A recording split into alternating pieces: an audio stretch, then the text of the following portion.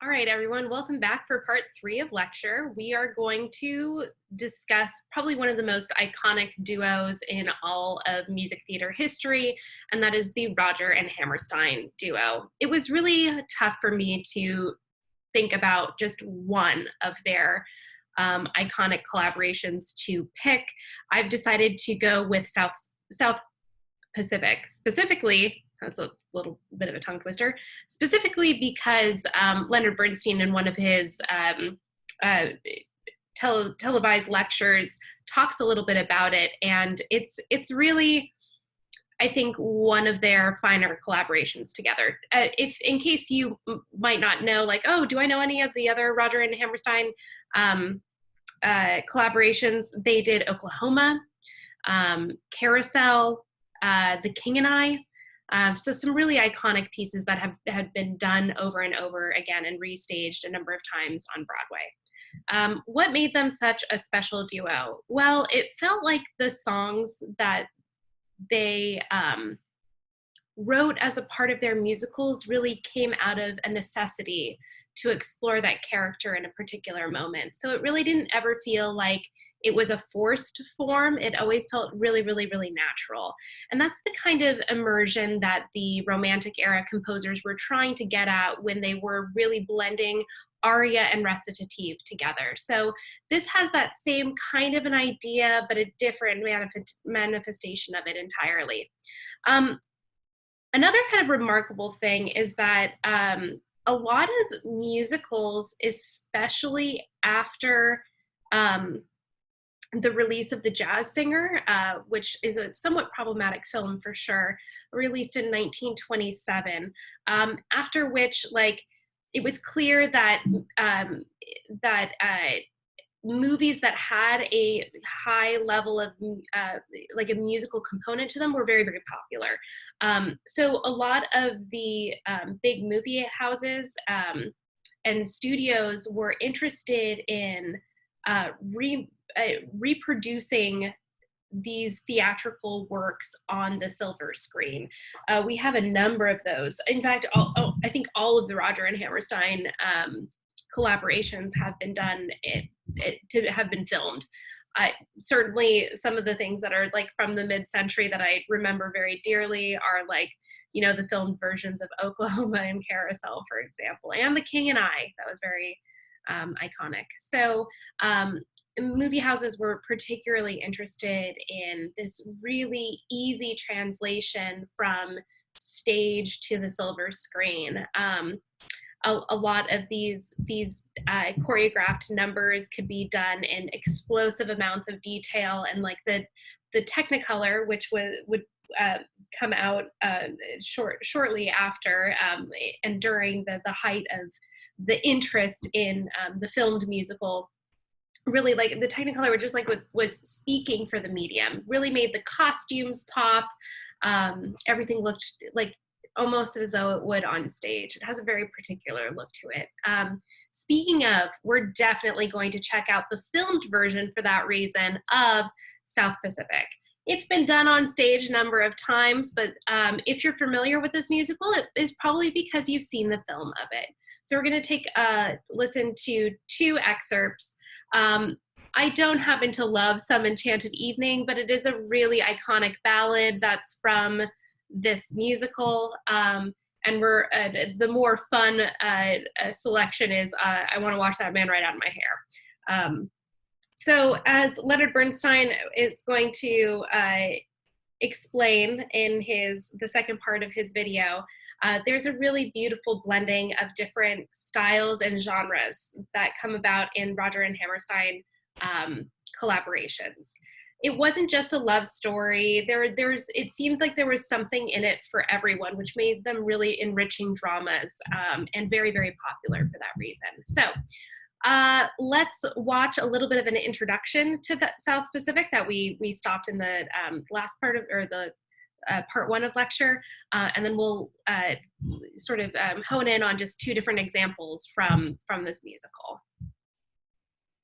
Perhaps the best example of this is South Pacific, which many people regard as our supreme achievement in the field of musical comedy. South Pacific is like a new strain which has been crossbred out of various forms of the past. For example, when the Sea Bees are singing, "There is nothing like a dame," or when Nellie is singing, "I'm going to wash that man right out of my hair," then it's a real musical comedy in our best musical comedy tradition. But when Bloody Mary sings "Bali High," then it is romantic operetta, also in our best tradition. But it all works together like a charm, smooth and utterly professional. No more stylistic hash, no more stringing of numbers together, no more sticking in of prefabricated songs, whether they suit the action or not. Just compare the integration of songs as we saw it in OK a while back with the way Some Enchanted Evening is introduced in South Pacific. This song occurs in the first scene where Nellie and Emile are falling in love and are uncertain as to whether they ought to. In the process of getting to know each other better, Nellie has just sung him a song revealing her nature, a cockeyed optimist. And when she is finished, she speaks. So that is the section that we're going to listen to. So why don't we clue into that section? And it serves for really deep character development, and it's about emotion, just like you would in an opera. Try to explore in an aria. No, it's only 2 weeks. A dinner given at your officers' club, wasn't it? Yes, it was, Emile. And that is the way things happen sometimes, isn't it, Nellie? Yes, it is, Emile. Some enchanted evening, you may see a stranger.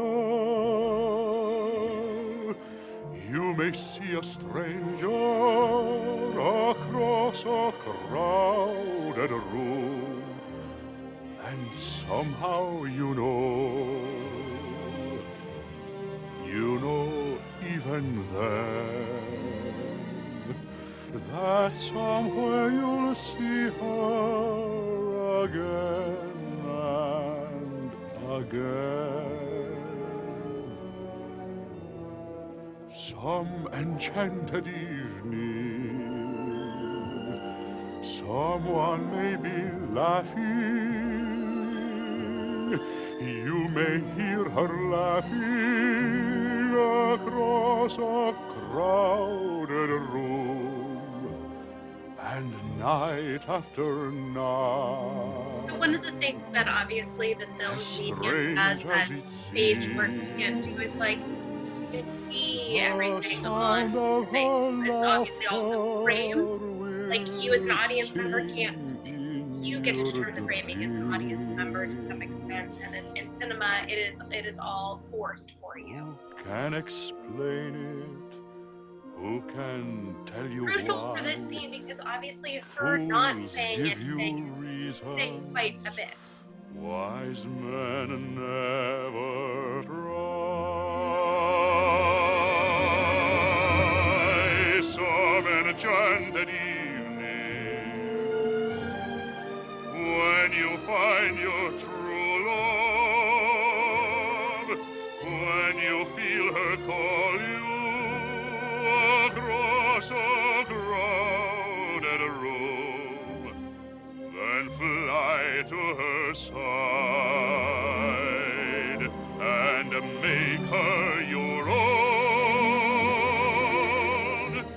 For all through your life you may dream all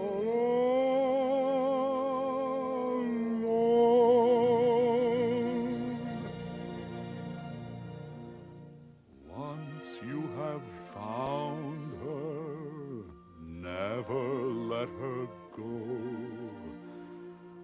Once you have found her, never let her go.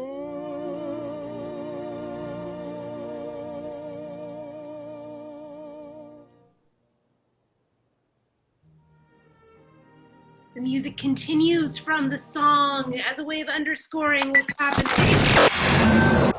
that has effectively destroyed the entire mood. Sorry, autoplay goes a little bit too quickly there. In any event, the music continues to underscore that moment, and everything is incredibly romantic, and it gives some commentary as to the dialogue that's happening, or that will happen under as it will underscore more tension between them. But really effective use of a musical moment that both gives character development and effectively pushes plot because of it, but is still about emotional content. And it has like a universal kind of message to it, which typically the song numbers in both arias or in operas and in musicals end up doing. To juxtapose this very serious conversation that's happened between these two characters, we have a very iconic number from this song, I'm Gonna Wash That Man Right Out of My Hair. Again, notice sort of the inclination to start doing sort of more organized, choreographed moments within this context, but it's not nearly as sort of like show and dancey as Anything Goes, which of course is part of the plot there, but also kind of generally a part of the form of the musical as well. So let me toggle over to that example real quick. Hold on. All right, here we go. Well, you don't have to look so dramatic about it. Things like this happen every day.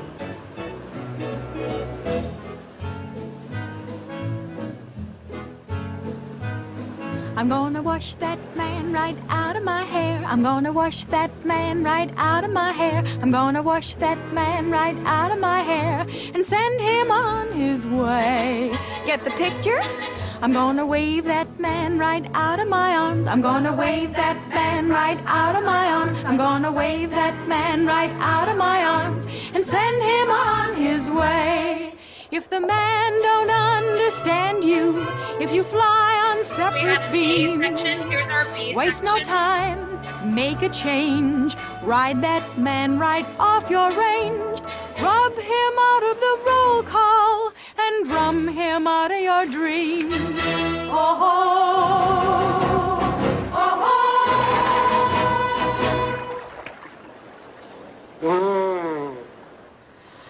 I went and washed that man right out of my hair. I went and washed that man right out of my hair. I went and washed that man right out of my hair and sent him on his way.